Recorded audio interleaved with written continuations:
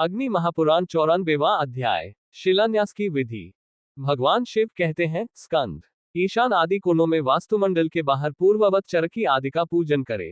प्रत्येक देवता के लिए क्रमशः 3-3 आहुतियां दे। भूतबलि देकर नियत लग्न में शिलान्यास का उपक्रम करे। खाता के मध्य भाग में आधार शक्ति का न्यास करे। वहां अनंत शेषनाग के मंत्र से अभिमंत्रित उत्तम कलश स्थापित करे। लम पृथिव्य नमः इस मूल मंत्र से इस कलश पर पृथ्वी स्वरूपा शिला का न्यास करे। उसके पूर्वादि दिग्भागों में क्रमशः सुभद्र आदि 8 कलशों की स्थापना करे। पहले उनके लिए गड्ढे खोदकर उनमें आधार शक्ति का न्यास करने के पश्चात उक्त कलशों को इंद्रादि लोकपालों के मंत्रों द्वारा स्थापित करना चाहिए। तदनंतर उन कलशों पर क्रमशः नंदा आदि शिला उनको रखे। तत्वमूर्तियों के अधिदेवता संबंधी शस्त्रों से युक्त वे शिलाएं होनी चाहिए।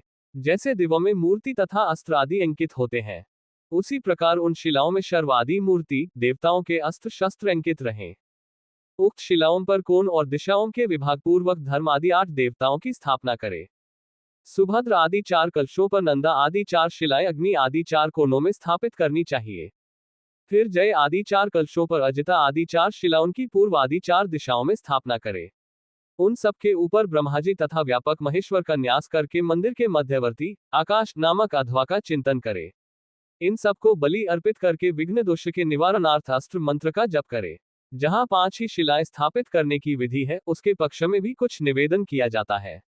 मध्य भाग में सुभद्र कलश के ऊपर पूर्णा नामक शिला की स्थापना करे और अग्नि आदि कोनों में क्रमशः पद्म आदि कलशों पर नंदा आदि शिलाएं स्थापित करे। मध्य शिला के अभाव में 4 शिलाएं भी मातृभाव से सम्मानित करके स्थापित की जा सकती हैं। उक्त 5 शिलाओं की प्रार्थना इस प्रकार करे, ओम सर्वसंदोह स्वरूपे महाविद्ये पूर्णे।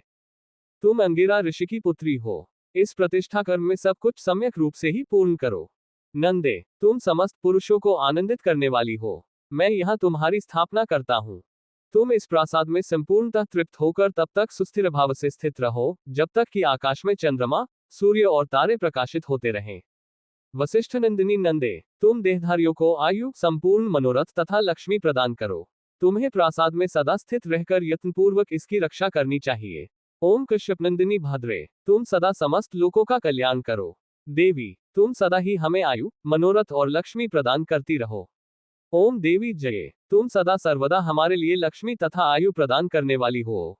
भृगुपुत्री देवी जये, तुम स्थापित होकर सदा यही रहो और इस मंदिर के अधिष्ठाता मुझ यजमान को नित्य निरंतर विजय तथा ऐश्वर्य प्रदान करने वाली बनो। ओम रिक्ते, तुम अतिरिक्त दोष का नाश करने वाली तथा सिद्धि और मोक्ष प्रदान करने वाली हो। शुभे, संपूर्ण देश काल में तुम्हारा निवास है। ईशुपिनी, तुम सदा इस प्रासाद में स्थित रहो। तत्पश्चात आकाश स्वरूप मंदिर का ध्यान करके उसमें 3 तत्वों का न्यास करे। फिर विधिवत प्रायश्चित होम करके यज्ञ का विसर्जन करे। इस प्रकार आदि आग्नेय महापुराण में शिलान्यास की विधि का वर्णन नामक 94वां अध्याय पूरा हुआ।